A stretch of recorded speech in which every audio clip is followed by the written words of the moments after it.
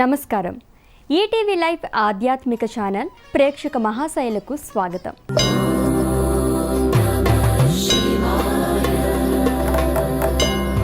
పరమేశ్వరుడు ఒక్కడే సర్వభూతాలలో నిగూఢంగా వ్యక్తమవుతాడు. సకల జీవకోటిలో ఆత్మస్వరూపంగా శోభిస్తాడు. ప్రతి జీవిలో జీవితంలో పరాత్పర చైతన్యంగా ప్రకాశించేది ఆ ఈశ్వర చైతన్యమే. తనలోనే సమస్త జీవరాశులను కలిగి ఉన్న విశ్వాధినేత పరమేశ్వరుడే. అందుకే పార్వతీ విభుడిని మూలస్థానేశ్వరుడిగా భక్తులు ఆరాధిస్తారు.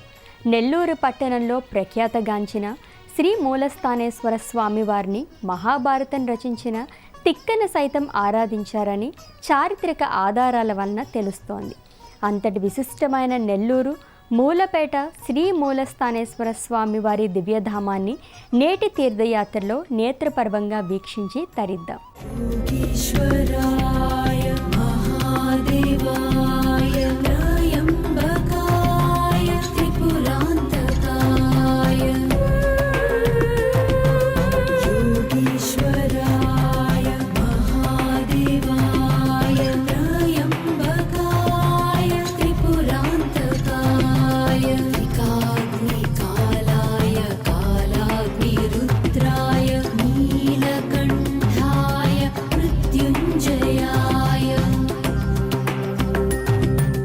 విశ్వాత్మ అంటే విశ్వానికి ఆత్మగా నిలిచినవాడు. సకల జీవాత్మలకు ఆ దివ్యమంగళ స్వరూపుడే ఆశ్రయంగా ఆధారమైనవాడు పరమాత్మ. అనంత సృష్టిలో ఏ ప్రమాణాలకు అందని అప్రమేయమైన అనిర్వచనీయమైన ఉజ్వల రూపుడు ఆయన. భూమిపై ఉత్కృష్టమైన తాత్వికులకు మాత్రమే ఈశ్వరుడి ఉనికి అర్థమవుతుంది. భౌతిక ప్రపంచం పరమాత్మ వేరు కాదు. ఆధ్యాత్మికత భౌతికం వేరు కాదు. జీవితం వేదాంతం అంతకంటే వేరు కాదు. స్థావర జంగమాత్మ స్వరూపంగా వ్యక్తమయ్యే జగత్తులోని జగదీశ్వర సందర్శనం అందరికీ వీలయ్యే పని కూడా కాదు. వాస్తవానికి భౌతికమైన ప్రకృతిలోనే పరమాత్మని ఆలయం ఉంది. ప్రతి అంతరంగం ఆ అమృత తత్వ స్పర్శతో పునీతమైతే ఈశ్వరుడు ప్రతి ఒక్కరిలోని సాక్షాత్కారం అవుతాడు. ఆ తత్వాన్నే నెల్లూరు మూలస్థానేశ్వర స్వామి ప్రకటిస్తున్నాడు. రండి ఆ దివ్యధామాన్ని దర్శించుకుందాం. నెల్లూరికి విక్రమసింహపురి అనే పేరు కూడా ఉంది. 10వ శతాబ్దం తర్వాత శాసనాల్లో కావ్యాల్లో నెల్లూరు విక్రమసింహపురిగా వర్ణించారు. నెల్లి అంటే తమిళంలో ఉసిరి. ఉసిరి చెట్టు కింద మూలస్థానేశ్వరుడు స్వయం వ్యక్తంగా ఆవిర్భవించడం చేత ఇది నెల్లి ఊరుగా వ్యవహారంలోకి వచ్చింది. కాలాంతరంలో ఇదే నెల్లూరుగా స్థిరపడింది. నెల్లూరు నగరం మూలాపేటలో శివక్షేత్రంగా ప్రఖ్యాతిగాంచిన పురాతన ఆలయం శ్రీ మూలస్థానేశ్వర స్వామి ఆలయం. ఈ ఆలయం 6వ శతాబ్దానికి చెందిందని చెబుతుంటారు. ఈ దేవాలయం మహిమాన్వితమైనదని, ఇక్కడి శివలింగాన్ని పూజించి కోరికలను విన్నవిస్తే అవి ఖచ్చితంగా ఫలిస్తాయని ఇక్కడకు వచ్చే భక్తుల ప్రగాఢ విశ్వాసం. మహాభారతాన్ని తెలుగులోకి అనువదించిన మహాకవి తిక్కన సోమయాజి ఈ దేవాలయంలోని శివయ్యను పూజించిన తరువాతనే తన రచనను ప్రారంభించాడని చెబుతుంటారు. 1400 సంవత్సరాల క్రితం నాటిదిగా భావించే ఈ ఆలయం నెల్లూరు నగరంలో పడమర వైపు ఉంది. పరమశివుడు ఒక ఉసిరి చెట్టు కింద తన ప్రణాళికను సిద్ధం చేసుకుని తానే స్వయంగా ఆలయాన్ని నిర్మించుకున్నట్లు పురాణ కథనం.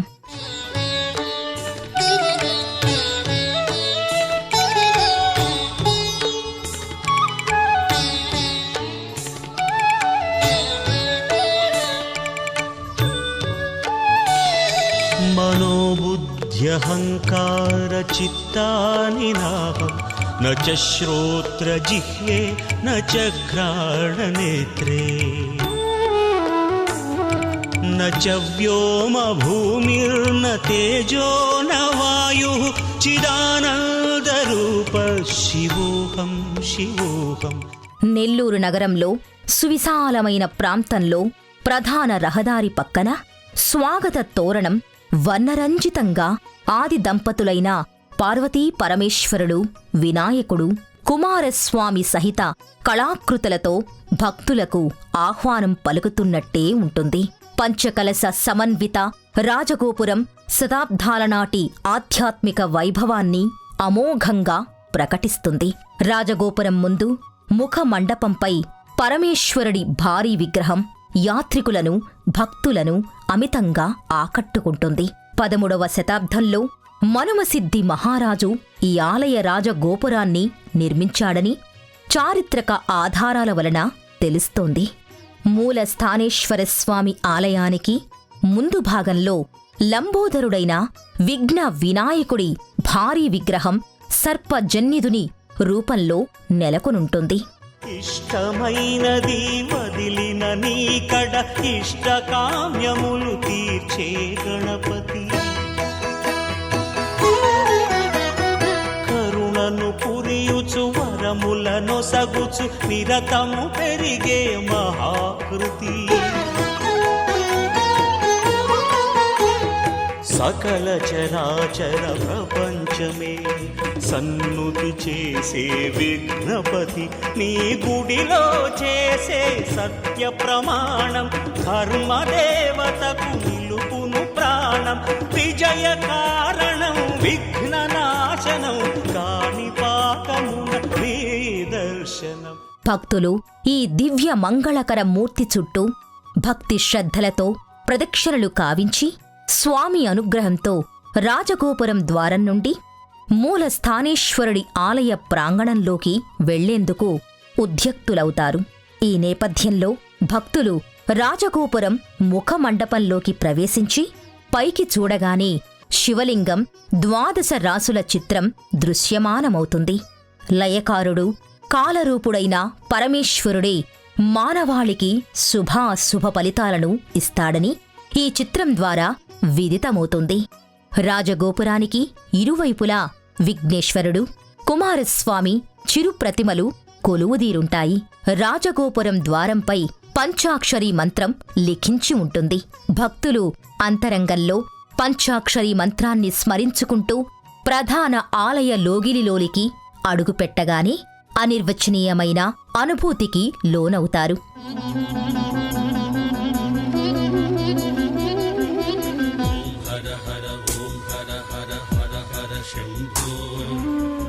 శివ శివ ఓం శివ శివ శివ శివ శంభో, ఓం హర హర ఓం హర హర హర హర శంభో, ఓం శివ శివ ఓం శివ శివ శివ శివ శంభో.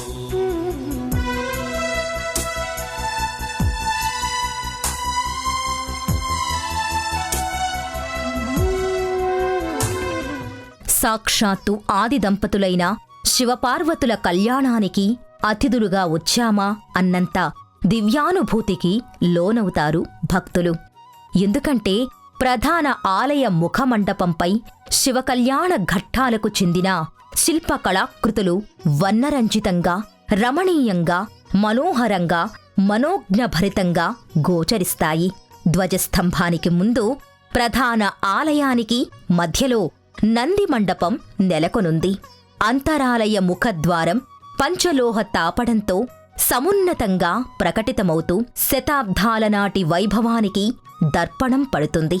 భక్తులు ఈ ద్వారాన్ని దాటుకుని గర్భాలయ ముఖద్వారానికి ఇరువైపులా నిలిచి స్వామి అనుగ్రహానికి ఎదురుచూస్తుంటారు. అనంత సృష్టిలో జీవకోటి ఆత్మగా ప్రకటితమయ్యే ప్రతి జీవచైతన్యం లింగమేనని శాస్త్రాలు చెబుతున్నాయి.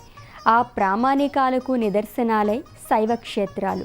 పద్మాకృతిగా నెలకొన్న పానవట్టంపై మూలస్థానేశ్వరుడు లింగమూర్తిగా కొలువై మంగళప్రదాయకంగా భక్తుల ఇష్టాకామ్యాలను తీరుస్తున్నాడు. బోలాశంకరుడిగా భక్తుల నీరాజనాలు అందుకుంటున్నాడు.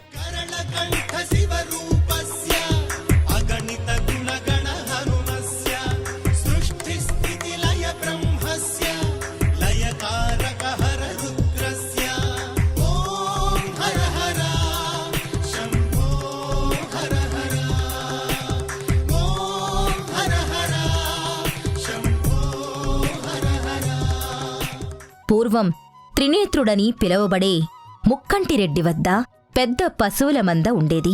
ఆ ఆ మందలో ఒక గోవు దేహంలోకి మృతి చెందిన బ్రాహ్మణ స్త్రీ ఆత్మ ప్రవేశించిందట. ఆ గోవుకు శివుడు నెల్లి చెట్టు కింద లింగాకారంలో వెలిసినట్లు స్ఫురించి ప్రతిదినం ఆ శివలింగానికి తన పాలతో అభిషేకం చేస్తుండేది. ఆవు తక్కిన ఆవుల్లా సరిగ్గా పాలనివ్వకపోవడం గమనించిన పశువుల కాపరిని ముక్కంటిరెడ్డి మందలించాడు. ఆ పశువుల కాపరి ఆవు దినచర్యను ఒకరోజు గమనించాడు. నెల్లి చెట్టు వద్దకు వెళ్లిన ఆవు తన పాలతో శివలింగానికి అభిషేకించడం చూశాడు. ఈ వృత్తాంతాన్ని ముక్కంటిరెడ్డికి చెప్పాడు. రెడ్డి ఆశ్చర్యపోయాడు. ఒకరోజు ముక్కంటిరెడ్డి కలలో శివుడు కనిపించి శివలింగం ఉన్న చోట ఆలయాన్ని కట్టించమని చెప్పాడు.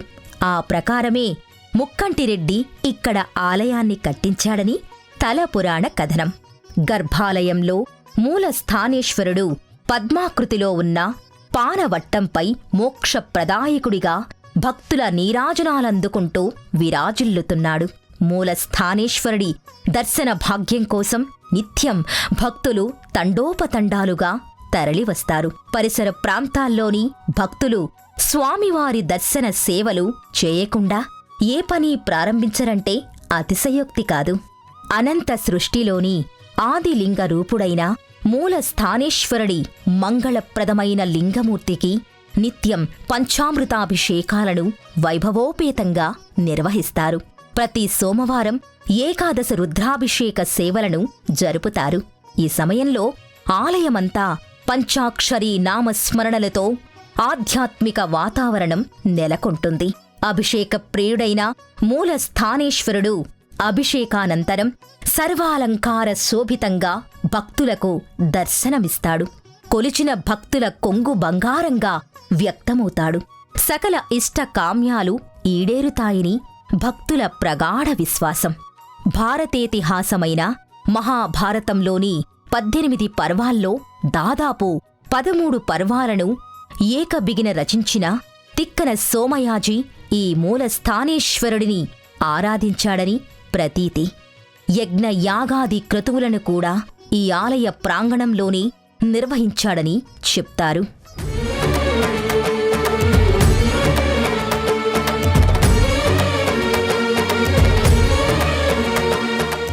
జగన్మాత దశమహావిద్యలలో భువనేశ్వరీదేవి 4వ అవతారం. భువనేశ్వరి అంటే విశ్వమంతటికి మహారాజ్ఞి. భువనేశ్వరీదేవి హ్రీం అనే బీజాక్షర శబ్దంలో ప్రకటితమవుతుంది. దీనినే మాయా బీజం అని అంటారు. మంత్రశాస్త్ర పరిభాషల్లో హృల్లేఖ అని అంటారు. సమస్త భువనాలకు అధిదేవత అయిన భువనేశ్వరీ మాత మూలస్థానేశ్వర స్వామివారి ఎడమవైపు కొలువై భక్త కోటిని సదా సర్వత్రా ఆశీర్వదిస్తుంది. గర్భాలయంలో కొలువైన భువనేశ్వరీ మాత సాక్షాత్తు పార్వతీదేవి. ఆ తల్లి శాంతిమయంగా దర్శనమిస్తుంది. కాళీ తారల ప్రకాశానికి ఈ భువనేశ్వరీ మాత తెరలాంటిదంటారు. అంతేకాదు, దశ మహావిద్యల్లో వామ కౌళ సంప్రదాయాలకు చెందిన దేవత భువనేశ్వరి. వామ కౌళాచారంలో సిద్ధపురుషులకే అమ్మ అనుగ్రహం లభిస్తుంది, కాని సామాన్యులకు కాదు. భువనేశ్వరి అనుగ్రహం పరిపూర్ణంగా పొందాలనుకుంటే సాంప్రదాయ పరంపరాగతంగా వస్తున్న ఆ దేవి యంత్ర మంత్ర తంత్ర పూజా కల్పనాసార విధి విధానం తెలుసుకొని అర్చించి దేవీ కృపకు పాత్రులు అవ్వాలని పండితులు చెప్తారు. అలాంటి దివ్యమైన భువనేశ్వరీదేవి భక్తుల కోసం ఇక్కడ కొలువై భక్త కోటిని ప్రియమారా అనుగ్రహిస్తుంది. గర్భాలయంలో భువనేశ్వరీ మాత ఉదయించే సూర్యుడిలా ప్రకాశిస్తుంటుంది. కిరీటం మీద చంద్రకళ, 3 కన్నులు, చిరునవ్వు ఆమెకు అలంకారాలుగా గోచరమవుతాయి. 4 చేతులతో పాశాంకుశాలను, వరదాభయ ముద్రలను దాల్చి ఉంటుంది. ఈ తల్లి పరమశాంతి స్వరూపిణిగా వ్యక్తమవుతుంది. సర్వజీవులు అంతిమంగా కోరేది శాంతి శృంగార వీరాది సమస్త రసాలతో తాయి భావాన్ని చేరుకోవాలంటే సుప్రకాశానంద చిన్మయమైన శమస్థితిని పొందాలి. భువనేశ్వరీ మాతను ఉపాసించేవారికి ఆమె ఇంద్రియ విజయాన్ని ప్రసాదిస్తుంది. గర్భాలయంలో అమ్మవారు నిత్య కైంఖ్యాలను అందుకుంటూ సర్వాలంకార శోభితంగా విలసిల్లుతుంది. ఈ కరుణాలవల్లికి అభిముఖంగా సింహవాహనం నెలకొనుంది. భక్తులు ఆ ప్రతిమ వద్ద దీపారాధనలు చేస్తుంటారు. అమ్మవారి ప్రదక్షిణ మండపం చుట్టూ నవదుర్గలు కొలువై ఉన్నారు.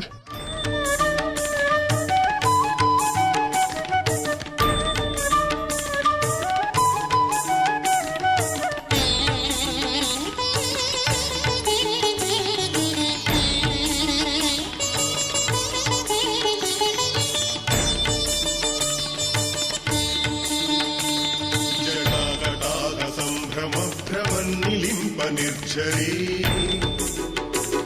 విలోల వీచి వల్లరి విరాజమాన మూర్ధని. నీలకంఠుడు, గంగాధరుడు, పినాకపాణి అయిన చంద్రశేఖరుడు మూలస్థానేశ్వరుడిగా కొలువైన ఆలయ ఆవరణలో పలు ఉపాలయాలు నెలకొన్నాయి. ఆది దంపతులతో పాటు శివపరివార దేవతలు ఇక్కడ కొలువై భక్తులను అనుగ్రహిస్తున్నారు. వారితో పాటు ఇతర దేవీ దేవతలు సైతం ఇదే లోగిలిలో కొలువు తీరి భక్తుల చేత నీరాజనాలు అందుకుంటున్నారు. మూలస్థానేశ్వరుడిని మొక్కిన చేతులు ఇతర దేవీ దేవతలకు సైతం కైమోడ్పులు అర్పించి మనోభీష్టాలను నివేదించుకుంటారు. వారి ఆశీర్వచనాలను అందుకుంటారు. శ్రీ స్వామివారి ప్రదక్షిణ మండపానికి దక్షిణ భాగాన శ్రీ విఘ్నేశ్వర స్వామి, శ్రీ దక్షిణామూర్తి స్వామివారు కొలువుదీరున్నారు. ఉత్తర దిశన శ్రీ సుబ్రహ్మణ్యేశ్వర స్వామివారు, పడమర భాగాన శ్రీ విష్ణుమూర్తి, ఉత్తర భాగంలో బ్రహ్మ, దుర్గాదేవి మందిరాలు నెలకొనున్నాయి. ఇదే ఆలయ ప్రాంగణంలో నవగ్రహ దేవతల మండపం కూడా నెలకొనుంది. శ్రీ మూలస్థానేశ్వర స్వామి సన్నిధికి సమీపాన శ్రీ బాలసుబ్రహ్మణ్య స్వామివారు స్థానక భంగిమలో కొలువుదీరి భక్తులను అనుగ్రహిస్తున్నారు. ఇదే ఆలయ ప్రాంగణంలో శ్రీ వల్లీ దేవసేన సమేత సుబ్రహ్మణ్య స్వామివారి ఆలయం కూడా నెలకొనుంది. ఈ స్వామివారికి నిత్య పూజాది కైంకర్యాలను క్రమం తప్పకుండా నిర్వహిస్తారు. సంతానార్థులైన భక్తులు కుజ, రాహు, కేతు దోష నివారణార్థం స్వామివారిని విశేషంగా ఆరాధిస్తారు. ఇదే ఆలయ లోగిలిలో శ్రీ చండీశ్వర స్వామివారి చిన్న మందిరం నెలకొంది. ప్రధాన ఆలయానికి మరింత సమీపంలోనే నాగదేవతల మందిరం నెలకొనుంది. ఈ మందిరంలో ఏక నాగదేవతలతో పాటు జంట నాగుల ప్రతిమలు వరుసగా కొలువుతీరుంటాయి. వీటి మధ్యలో శివలింగాలు కూడా నెలకొనున్నాయి. భక్తులు ఈ నాగదేవతలను కూడా భక్తి శ్రద్ధలతో దర్శించి ఆరాధిస్తారు.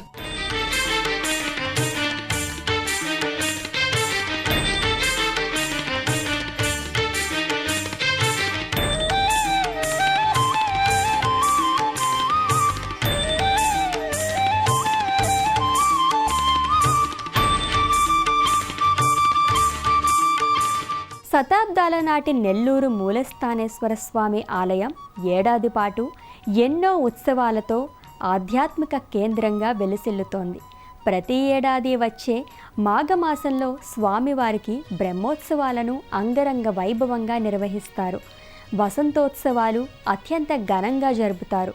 ఇవే కాక వినాయక నవరాత్రోత్సవాలు, శరన్నవరాత్రోత్సవాలు, కార్తీక దీపోత్సవాలు భక్తజన రంజకంగా జరుగుతాయి. ఎంతో చారిత్రక నేపథ్యం ఉన్న ఈ ఆలయానికి ఉత్సవాల సమయంలో భక్తులు వేలాదిగా తరలివస్తారు. శ్రీ మూలస్థానేశ్వర సన్నిధిలో ప్రతి ఏడాది మాఘమాసంలో స్వామివారికి బ్రహ్మోత్సవాలను నేత్రోత్సవంగా నిర్వహిస్తారు. వైశాఖ మాసంలో శుద్ధ పంచమి నుండి 8 రోజుల పాటు వసంతోత్సవాలను అంగరంగ వైభవంగా నిర్వహిస్తారు.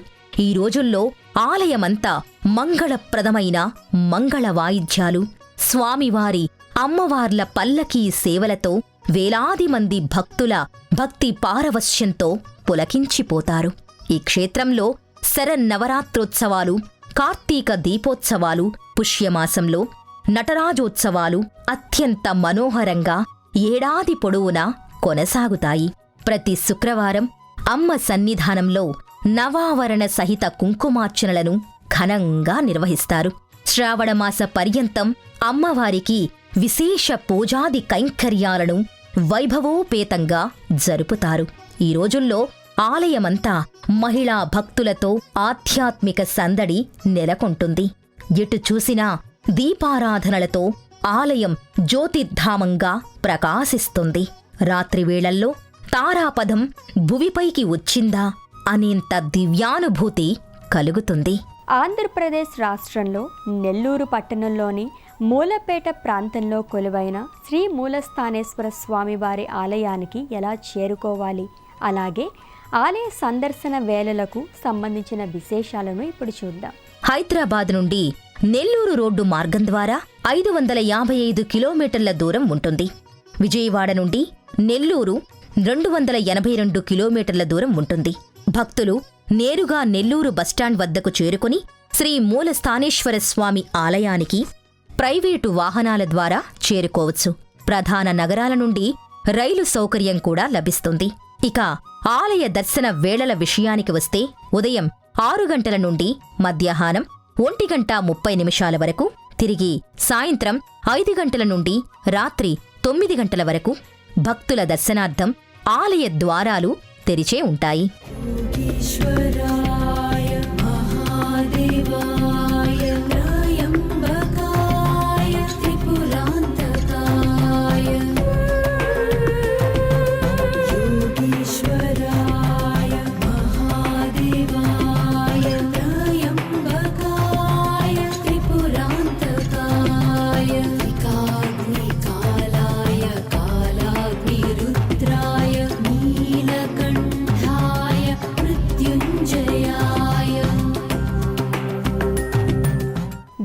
దయాళువైన పరమేశ్వరుడు శివశివ అన్నంతనే నమ్మశక్యం కానంత వరాలను అనుగ్రహించే బోలాశంకరుడు.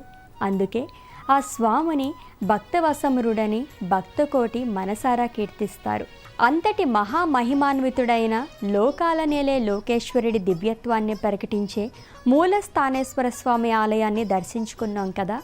ఆ పార్వతీ విభుడి దయామృతదారులు మీ అందరిపై ఎల్లవేళలా ఉండాలని ఆశిస్తూ రేపటి తీర్థయాత్రలో మరో క్షేత్ర దర్శనంతో మళ్ళీ కలుద్దాం. అంతవరకు సెలవు, నమస్కారం. ఈ కార్యక్రమాన్ని తిరిగి చూడాలనుకుంటే www.youtube.com/ETV Life Spiritual లో చూడవచ్చు.